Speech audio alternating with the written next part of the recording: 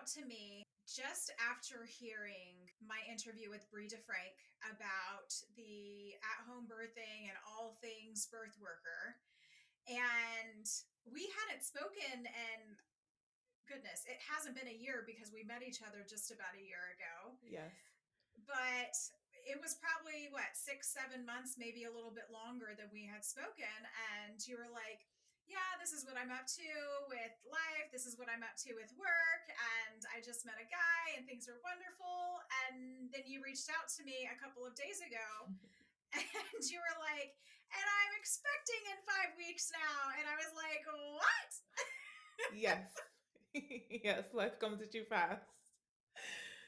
So, what has the past year Mm. been like for you? Because when we met, we were doing a morning call Mm-hmm. every single morning, like hardcore 8 a.m. to 8:30, Monday through Friday, Yeah. like sticking to business, building businesses.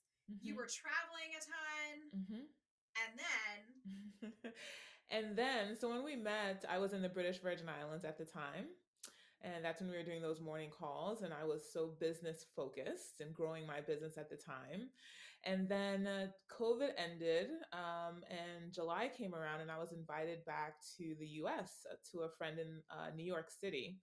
And I took the invitation, came up here, and life kind of just what I thought was going to be business focused took a completely different turn. And I moved down to the DMV area and I had to focus on calling in my one, calling in my person. And I feel like that was a result of being in the Caribbean, being in a slower pace, being more tapped into that feminine energy, being around nature.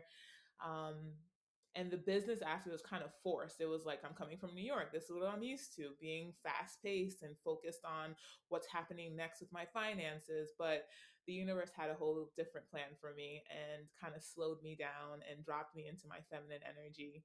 And I completed a book called Calling in the One, which is a 7-week process for calling in your person, but it's really about you getting clear on who you are and what you want. And I put a date down for October 1st would be when I would meet him. And on September 30th, we met each other on Bumble. Uh, so that's the short version of how that happened. Yeah. so you got really clear Yes. on what it was that you wanted in a relationship Yes. and what you were looking for in a partner. Yes. And then you got on Bumble Yes. and started reaching out to men because that's what Bumble is. Yes. Yes. Yes. It's interesting throughout the process of getting clear, I was on Bumble and I had interactions with different people and it was like, nope, this isn't it because I'm still getting clear and I'm like, nope, this doesn't align. And as I'm complete with the book, then this person is like just as intentional as I am and I'm like, this feels really, really good. We went on a date the next day. So it was like immediate. Wow, Yeah. cool. Okay. So sparks flew, everything Hmm. was beautiful and wonderful. Are Hmm. you now like making plans for the future? What was that like? Yes, so a lot of conversation, which I think is very important when you're getting to know someone, asking a lot of questions, getting to know your past, your future, what you see for yourself. And the conversation of baby was definitely there. Before I left the BVI, I was on birth control. I had an IUD in, and I went to see my gynecologist, and I was like, what's the process? If I take this out, like, how soon after could I get pregnant? She was like, immediately. And I was like, okay, so I'm not going to be playing around. I'm just going to stick to myself because obviously my body is now in a space of, high fertility. And having the conversation with him and knowing that we both wanted a child, we weren't like running away from it, is what I would say. Okay, so we were both in alignment with that. And so the conversations about future and children, all that came up. And then let's say we met on October 1st. By January 5th or so, I went to the doctor and found out that I was pregnant. Whoa. Yeah. So in about 2.5, 3 months, it happened immediately. And he to this day, he's like, how did that happen so fast? And I was like, I think my body was ready for it. I had kind of weaned off of the everyday hustle and grind, and I was focused more on just being in my energy and, like really embracing what it is to be a woman and what it is to be taken care of, because I've never allowed anyone to do that before. And I allowed him in that manner, and it had me in this very restful and peaceful and allowing state. So I wasn't surprised by the pregnancy. Hmm. All right. So by January, you were with child, Hmm. and then all of the talk and all of the butterflies of being with this new person and being in love and the fantasy of having a family together and baby, all this stuff. Like now, all of it is in front of you. Hmm. Yes, yes. And with that also came a lot of questioning too, because life has taught you. My parents have been married for 35 years, Yeah. and they got married before they had kids. And my mom has, Yeah. we have four, I have four, three sisters. I'm the eldest of four. And watching movies and all that stuff, everyone's like, get married first, then you have the baby, then you do it in this specific way. So along with the excitement about being pregnant, there were also these thoughts of like, is this happening in the right manner? So that's something that I also had to deal with at the same time. And then my partner is recently divorced out of a 20-year marriage, so for him there's also stuff that he's dealing with, like, he didn't think this was going to happen this quickly either. He's probably been separated for about 2.5 years, almost 3 years now, but that 2 years is a very short amount of time, right? So we're both in a space of this is what we want. And when you're allowing, what they say, let go and let God, things happen in a manner that you can't expect. It's like magic and miraculous and scary at the same time. So yes, there's the butterflies, there's the good feelings of meeting this person. At the same time, there is the opposite of like, I didn't think this was how my life would play out. So there's both of those worlds. Yeah. That's interesting because you were on this trajectory. Like you placed yourself on this trajectory Mm-hmm. for this to happen. Mm-hmm. Mm-hmm. Like it wasn't like it was a surprise to you that you were pregnant, Right. right? I strongly believe that our own will, like we can make anything happen in Mm-hmm. our lives, Mm-hmm. right? And God will allow it. Mm-hmm. Not only is he sovereign, but he isn't like a captor, right? Mm. He doesn't like enslave us. He doesn't force us to do things. Right. He's created forces of nature to occur, and he's like, this is what happens when you do this, right? Right. Right. Having been empowered, because I know you to be an empowered woman to Mm-hmm. make whatever decision that you are convicted to make Mm-hmm. in your life, tell me, what was it about your parents' life and like the getting married before having a family, or even like getting married before having sex? Mm. That's something God says in his word. Right. Don't do this. Like this, is against what I have for you. So how for you to make that choice, how did you navigate that? Hmm. Well, to answer the first part of your question, looking at my parents, I grew up seeing my parents being happily married, um, and happily, of course, includes ups and downs, right? But it's Yeah. just like them choosing each other. Mhm. For me, it lived as two people choosing each other for the long term, and I feel like there's a level of commitment that lives there. Um, the word that comes to mind is servitude, in a capacity of I'm here to serve you and being your best self, and I'm committed to that. Mhm. And even though I made a different choice, I'm still embracing, I'm still seeing what my parents did and kind of comparing myself, honestly, to that and wanting that. But really, what was there for me is that transitionary period, because we ask for a lot of things, we want a lot of things. However, there's a space of readiness that has to happen within us to then accept that new thing that's coming into our lives. So I am 5 weeks from giving birth, and I still wake up every day like, I cannot believe I'm pregnant. Like, there's really a human being growing inside of me. It still blows my mind. So, and I've spoken to other mothers, and they're like, your child will be 15 and you will still be looking at them like, I made this thing. So, it's kind of like, yes, things happen. And at the same time, in my opinion, we are grown children. We're always the little child inside of us. So it still blows our mind when big things happen. Yeah. All right. So you have this pregnancy confirmed. Hmm. You were ready for it, as ready as you could be. Yes. Now it's confirmed. Mm-hmm. You had a lot of your life planned out. Yes. What did that plan look like? Well, the plan looked like, and still does, now has a baby involved, but it looked like becoming a very successful coach and inspirational speaker and traveling the world. Those are the things that I love to do, being involved in my family businesses. So that's what it looked like. Me coming back to the US was actually an opportunity to get re engaged with conversations and people that I had met and known before I left, and to have conversations around expanding my family business. Like that was the initial focus. At least that's what I was making the focus.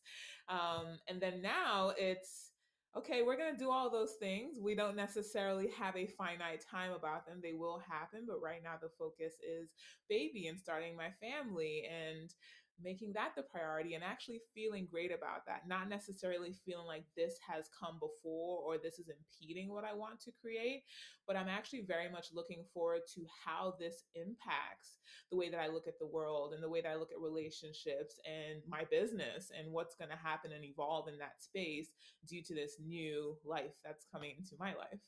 Yeah. So, what kind of, when you found out that you were pregnant, Mm-hmm. what kind of thoughts started going through your mind? Like, what Ooh. if we could be in your mind? Like, let's go back to, you're sitting in the doctor's office Mm-hmm. and the doctor comes back. Will you tell me what it was like?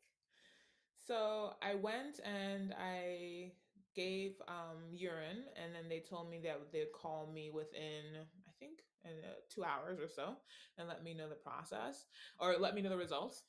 So I did that. I went and sat in the car, and I was just in the car sitting there for a while, and they called me immediately. I thought it was going to take a little longer than that, and they were like, "Yeah, just to confirm, you are 5 weeks along." And I was just like, "Okay." I knew, but it's like when you have that confirmation, the doctor says yes, it's there. It's like totally different experience. And I immediately called my partner and I let him know, and he was like, "Holy cow! I didn't think you'd be that far along." He thought I was pregnant the entire time, and I'm like, "Okay, awesome."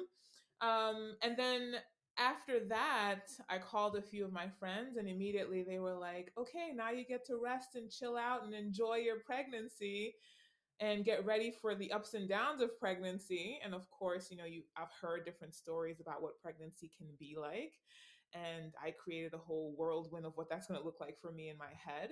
And what was that? Well, the morning sickness and the different aches and pains and not being able to get up and do things for yourself, and that was the world that had been created for me, by other people and by things that I've read and seen.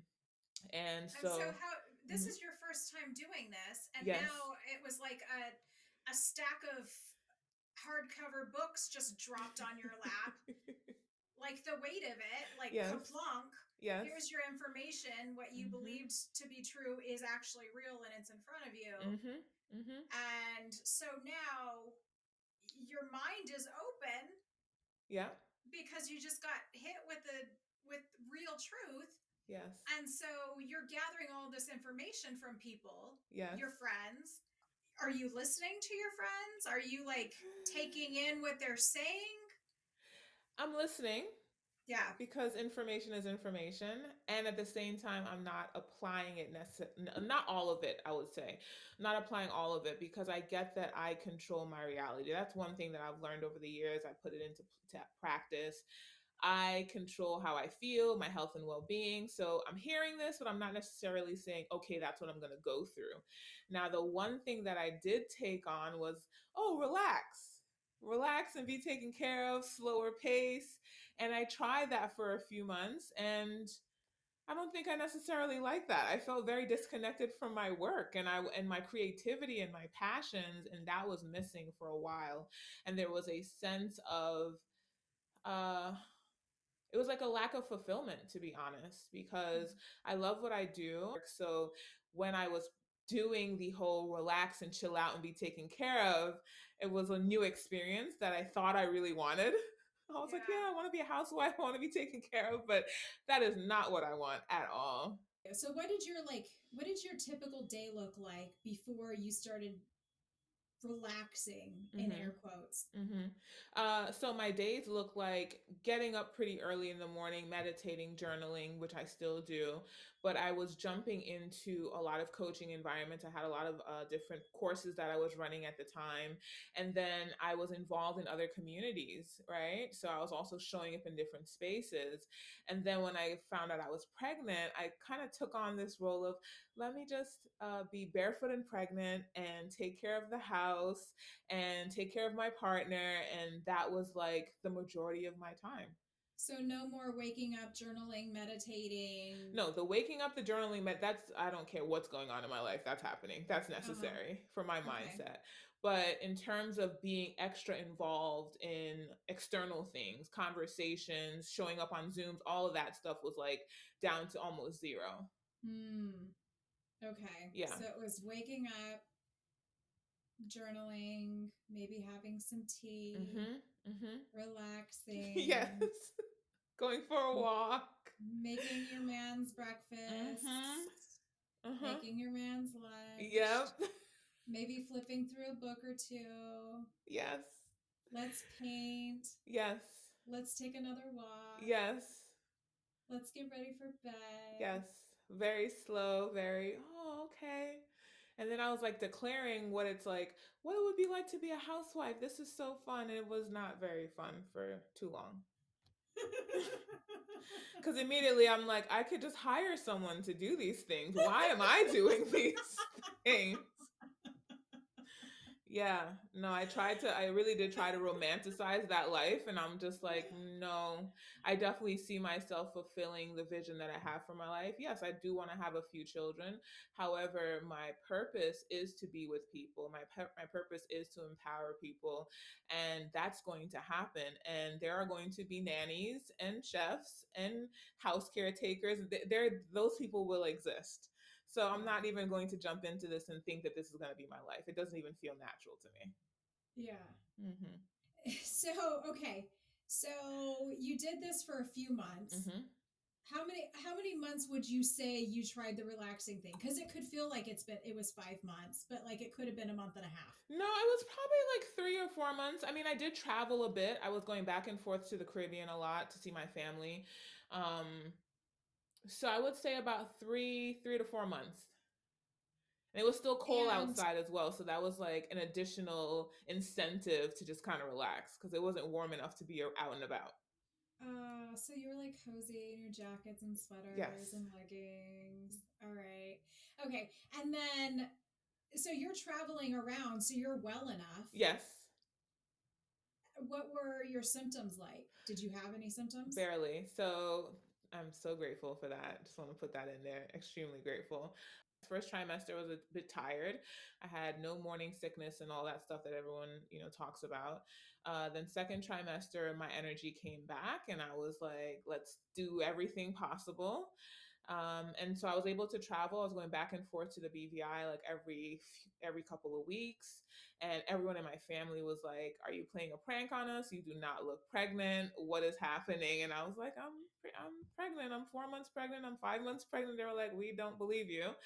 And I appreciated that because I was like, yeah, I don't think that being pregnant should take over my life and my body. So the fact that I was having that experience, I think aligned with what I see possible for myself. You got like extra lucky and blessed with that. Yes. And I'm very grateful. Very, Yeah, very grateful. because pregnancy very much does take over people's bodies. Yes. Just so you know, you are a unicorn in Oh, this case. oh, okay. Thank you, God. Yeah. Yeah. But yeah, so it sounds like your friends saying, relax, just rest. Hmm. When they were telling you to do those things, were they saying, Oh yeah, absolutely. And telling all me right, about all the crazy. One of my friends said she was licking her mom's couch when she was pregnant what? because yeah. I've learned that that's because of some type of deficiency in your diet. That's why people Uh-huh. do weird things. But that was one of the things that she was doing, and she was like, "Yeah, I'm so excited to hear about the weird things that come up for you." And I was like, "Nope, none of that happened. I was just." Okay, by the way, this face isn't judgment. It's for the sheer fact that somebody had to be licking a couch because of what they were. Was it like a leather couch? No, it was like a textured couch, and something about the texture was exciting for her. Interesting. Yeah, yeah. I've never heard about Oh this. yeah, when I brought it up to my doctor, he was like, "Oh yeah, that's normal. People look for different things to satiate them because they're having this desire in their body due to the child being in there." So, Interesting. yeah. Yeah. I've got to look into this.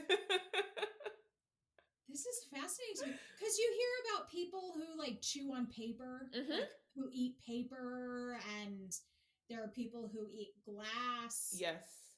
And ice and yeah. Yeah, I didn't experience any of this. I'm very, very happy. But I will say, being in the Caribbean, which I shared earlier in this episode, there was a slower pace that my life had taken because I lived in New York for 11 years in New York City, and then when I moved to the Caribbean, it was a completely different environment. And I think a part of that was actually preparing me for this. I Hmm. may not have seen exactly when the pregnancy and all that was going to happen, but I will say that being in a slower environment kind of slows down your mind, your body, your soul. And I think that that was a preparation period to be able to have such a healthy pregnancy. I do not see this happening or feeling the way it does if I was like at top peak performance, which is what I was at when I was in New York. Probably wouldn't have played out this way. So I do think that there is a preparation period that can happen that may make a difference. Do you think that you would have, say, your relationship was in New York, Mhm. and I don't know, like let's let's not consider all of the other factors in here, Mhm. right? But let's just say like you were planted in New York and you were good there, you were happy there, Mhm. and you met your guy on Bumble there. Yeah. Do you think that you would have stayed in New York Mm. to do it? Like, do you think that, say, if your family was telling you, you know, if you're trying to start a family, you should come and stay with us in BVI, Mhm. people saying different things, do you think that you would have, in your own will, been like, oh, that sounds like a great idea. Let's pick up my life and go? Or do you feel like it was one of those, like, it's got to be forced upon me almost? Mm. Mm. I do think it would have had to been forced upon me Yeah. because the environment in New York is very much focused on success and career, and you don't want to interrupt that at all. Right? You want to keep going. I want to do it all. I want to be successful. At the time I was in real estate, so I want to be a successful real estate agent. I want to have the baby. I want to buy a house. Like I would be wanting to do everything, and moving to the BVI would seem like an impediment to that. So it would be like the furthest thing on my mind. Let's make it Yeah. happen here. So yeah, I think the experience would have been totally different if I was in New York. Yeah. Hmm. On the topic of your body being prepared for pregnancy, Hmm. I get that you are now in an environment that is much more conducive to unfried nerves. What was that? Unfried nerves, Unfried meaning nerves. Okay. unfried nerves, like your nerves aren't being fried because they're like constantly being stimulated by the city and by the high pace Absolutely. life and environment. All right. Absolutely. All right. Uh, so you're in an environment that's much more conducive to breathing fully, Mm. taking full deep breaths Yes. every day, all the time. Yes. There's not the frenetic energy around you. Would you say the rest of your health has been in alignment with pregnancy preparation? I mean, you're 33, so you're Hmm. still pretty young. Hmm. Are you exercising, eating quote unquote correctly? Hmm. What are you doing? Or what did you do beforehand? Or was it like Well, Flamin' hot Cheetos and Pepsi every day. no, I am not a processed food girl. So, You never know. actually, so 20 in 2018, I was looking down trying to remember. In 2018, I had a whole health transformation because I left working full time. I went to real estate full time, so I had more time to myself. And in a year, I released 97 pounds because I got very clear on my health and well being is my priority. And the reason I got so clear on that is because I got clear on what I want my life to be about. And I envisioned traveling and speaking all over the world. And in order to do that, I have to be healthy in my body, you know? Yeah. So in a year that happened, the goal was like 50 pounds. And I just fell in love with my body and started treating it like a temple. And then it was 97 pounds and it was amazing. Wow. And when I moved to the BVI, I still had those habits in place. So that was a lot of walking, a lot of water, and most importantly, I love fruits and vegetables. So I incorporate a lot of that into my diet. And being in the islands for 3 years, now I'm eating stuff off of farms. My mom has an over an acre farm at home as well. So that's all I was eating. And it became my way of being, and I love it and I'm grateful for it because now returning to the US, obviously I have access to all of the hot Cheetos and all that stuff, but I have no desire for it. My partner calls me a fruit monster because I eat all of the fruit all of the time. So I think that that also played a part as well, or plays a part in how I feel because I already had these habits in place. Yeah. Cool. Mhm. Yeah. And some people, I mean, you can't tell by looking at people Mhm. sometimes Mhm. what they put into their bodies. Right. David, my guy, he he is now at this recording. He's training for his first Ironman. Mhm. But before that, I put on about 15 pounds because we started eating pizza. And when I was living in LA, I looked at pizza like bread with stuff on it, Mm. meaning just don't bother. It's Right. like not worth the calories, right? But then I moved to New York and met Joe's Pizza, which was like, Ooh. for those who don't know Joe's Pizza, if you get to go to New York, go to Joe's Just Pizza. pizza. Absolutely. But I carried that habit with me. Mhm. Um, and well, I was going to make a joke and say, I carried the habit with me. His name is David Rush, to Florida because it came with the pizza. But I had to like finally put my foot down anyway. So you never know what people's things are. He's super healthy. He loves pizza. He loves ice cream, Right. and like you can't tell by looking at the guy. And same for certain women. It's like I'm like, what are you doing with that cupcake? And she's like, oh my gosh, I love cupcakes. Yeah. So you never know by looking at a person.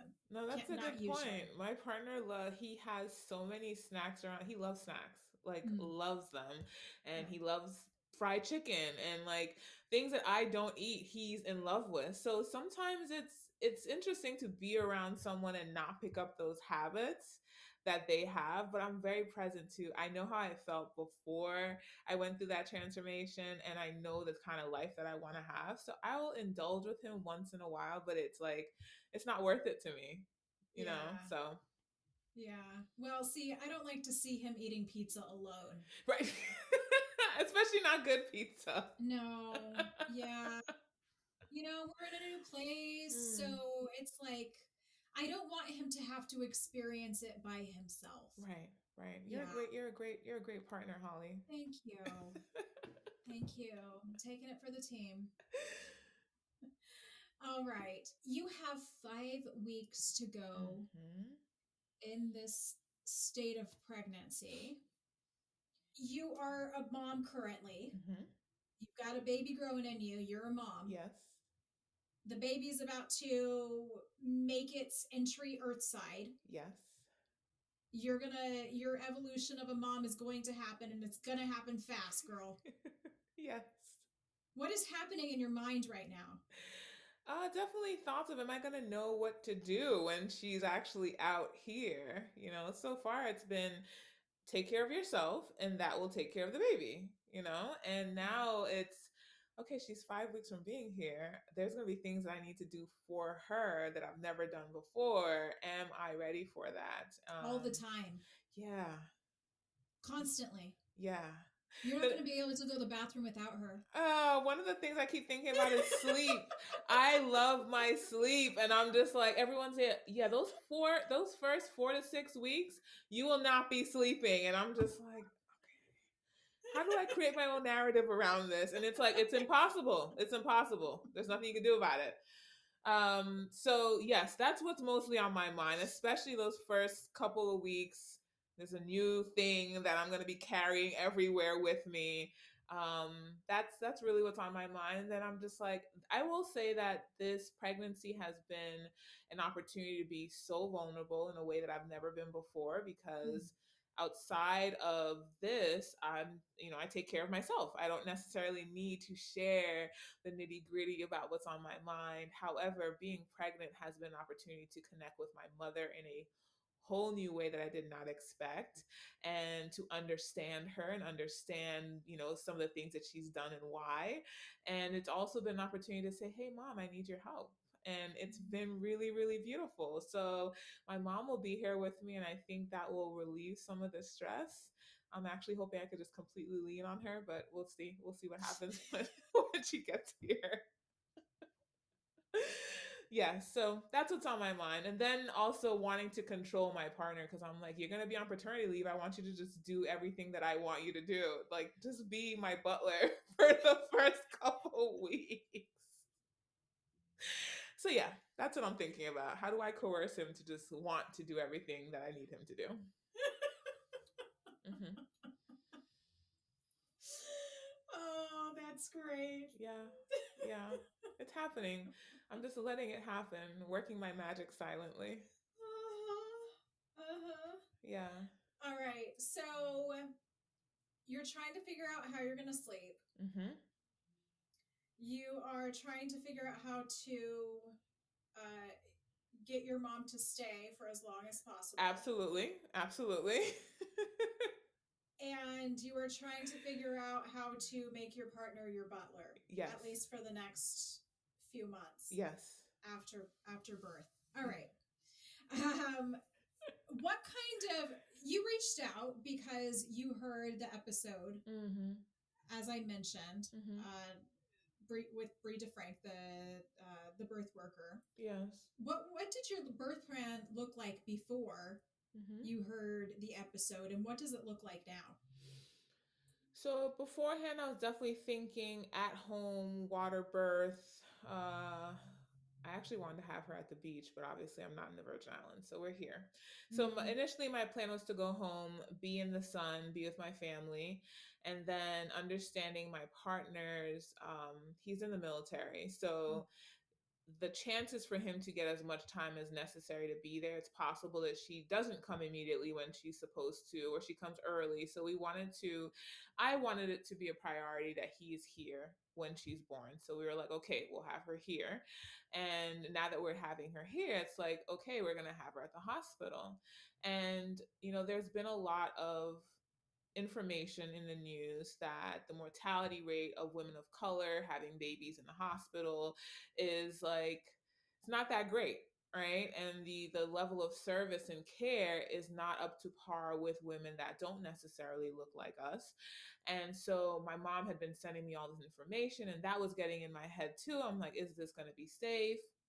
And so when I heard the episode, I learned some things about what I can do and how I can advocate for myself. And I get to put those things on paper, especially when it comes to like vaccinations, for example, or what I'm going to wear in the hospital. Do I want to do an epidural? I am completely against cesareans because I've learned that there's ways to move the baby around. You don't necessarily have to do that. It may take a little longer. I'm willing to do what I need to do to have a natural birth. And I learned in that episode, like, kind of how to go about that and how to stand up for myself, because I do get, even in this period of being pregnant and going in for some of my checkups, there are things that they're like, oh, you should do this, you should get this. And I'm just like, no, I'm going to go do some research. There was a time where my blood pressure was elevated at one point, and immediately the doctor was like, let's put you on baby aspirin. And I was like, I don't do over the counter drugs. And that's something that I've been raised to know, because my mom is very much natural. Everything we can find in nature. And in my 3 years at home, everything, anytime I was sick, she would bring some bush and make some tea and rub me down. So immediately I was like, hey, what can I do about this? And she was just like, make sure you're eating the things that you know to eat and you'll be fine. And I went back to my next appointment. And the doctor was like, what did you do? And I was like, oh, I just ate the things that I know I'm supposed to eat. And my blood pressure normalized. So, and I had an appointment about my iron being low, and he's like, I'm gonna write you a prescription for iron. And I was like, no, I don't want that. Mom, what should I do? She was like, eat some dates. And I was like, okay. And I went and got some dates. I've been eating them every day. I go back and the doctor's like, what did you do? And I was like, I've been eating dates. And he's like, oh yeah, that works too. And I'm like, but if Oh, I wow, that didn't, works too. yeah, if I didn't have this stand for what I want my pregnancy to feel like and look like, it can be very intimidating when you are dealing with doctors in a first time situation, especially being pregnant.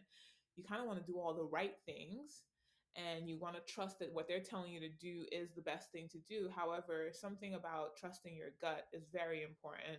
And I think when I heard that episode, I just got confirmation to trust my gut and to trust that this is going to go as beautifully as I want it to, as long as I stick by what I see it should look like. Good. Yeah. By the way, what did you eat to lower your blood pressure? So I just I wouldn't say I changed my diet, because the reason it was high that day is I drove from Virginia to Baltimore. That's where my doctor was initially.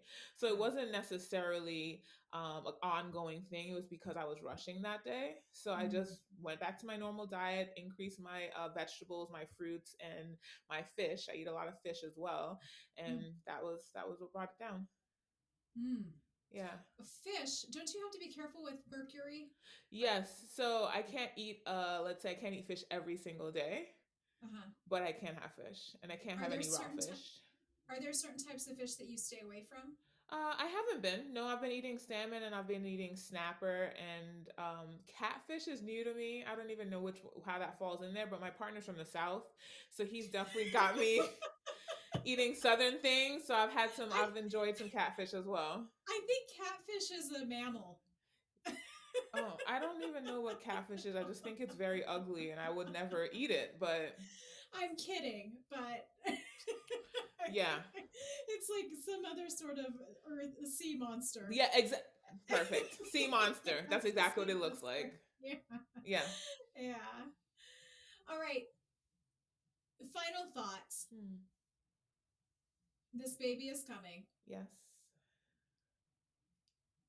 I know that you're happy about it. I am. I can see it. If anybody's watching the video version of this, you can see it on her face. I encourage you to pop on YouTube really quickly just to see her face right now. Just fast forward all the way to the end. Uh, what are your hopes and wishes Hmm. for this baby? Mm. Can we spoiler alert the gender? Yes, we can. We absolutely can. It's a little princess. I'm having a girl, and it's interesting, when I found out I was having a girl, my sisters, because I said I am the eldest of four. my dad, my dad even was just like, really? Because he's obviously been in a house with a wife and four children, four girl children. They were like, send her back. We want a boy. Um, but I'm actually very excited, because I've learned that, as generations go on, you're like bringing forth another version of my mom, of my grandma, of like this legacy of queens. And I'm very excited to be bringing another queen into the world. So, to answer your question, what I'm looking forward to is In my opinion, what generational wealth is the things that I've learned, imparting them on my daughter. And there is a way of thinking and being that I have learned over the past few years that I'm excited to allow her to explore and not control how she thinks and not control what she wants to do with her life. And that's the most exciting thing there is for me right now, like allowing her to be and seeing what that being looks like and supporting her in that. Mm, that's beautiful. Yeah. Sarah, thank you for coming on and sharing this minute journey, this minute season Yes, that you're in that is so impactful and is literally life changing. And absolutely. thank you for being so authentic and so raw Mm. with your experiences thus far. And I look forward to hearing more about your journey as it unfolds. Thank you. Thank you for having me. I really appreciate it. And thank you for listening.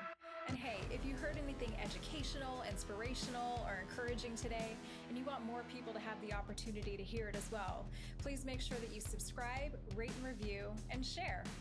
And as always, thank you for your support and for being the change that you want to see in the world.